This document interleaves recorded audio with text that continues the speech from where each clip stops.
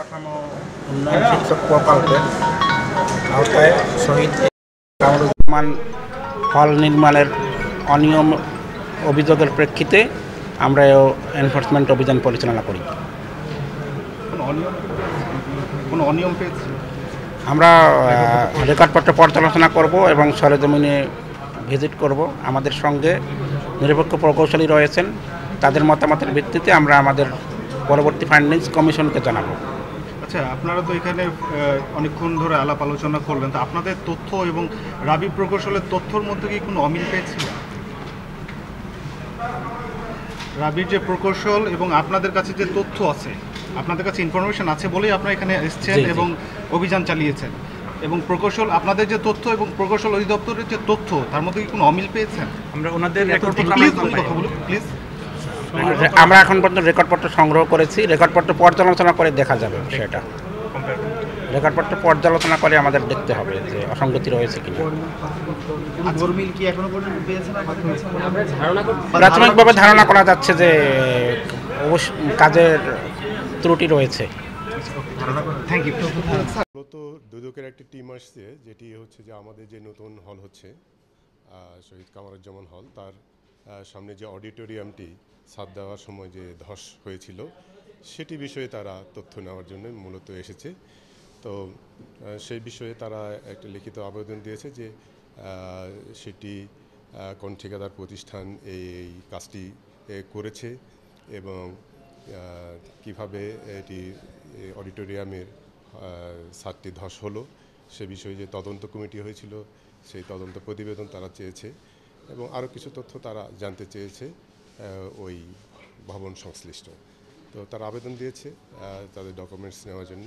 তো আমরা সেই আবেদন অনুযায়ী আমরা তাদেরকে ডকুমেন্টস সরবরাহ করব। তো আমরা দেখার বিষয় আছেই, সেটি আমাদের তদন্ত কমিটি যেটি করা হয়েছে তদন্ত রিপোর্ট অনুযায়ী আমাদের পরবর্তী যে ব্যবস্থা সেটি আমরা নিতে যাচ্ছি। তদন্ত কমিটি অবশ্যই যে ছাদ যে ধসে পড়েছে সেটির পুঙ্খানুপুঙ্খানুভাবে তারা বিশ্লেষণ করে সেটির বর্ণনা তারা দিয়েছে, না সেটি তদন্ত রিপোর্ট দেখে বলা যেতে পারে।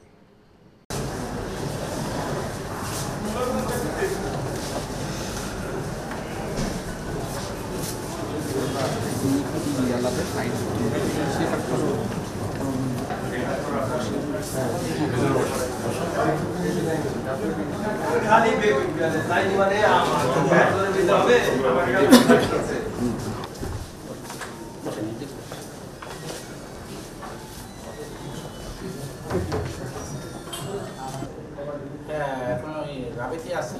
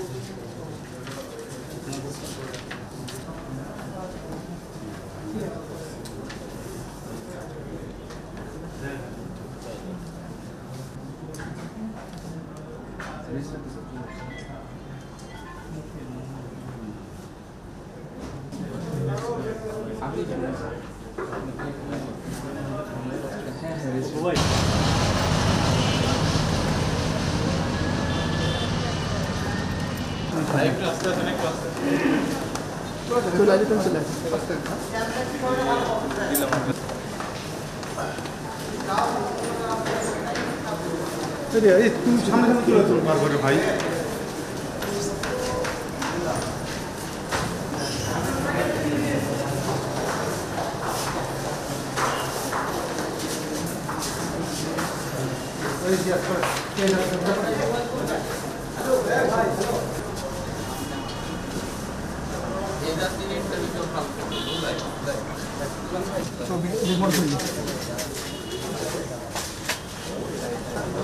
ভাই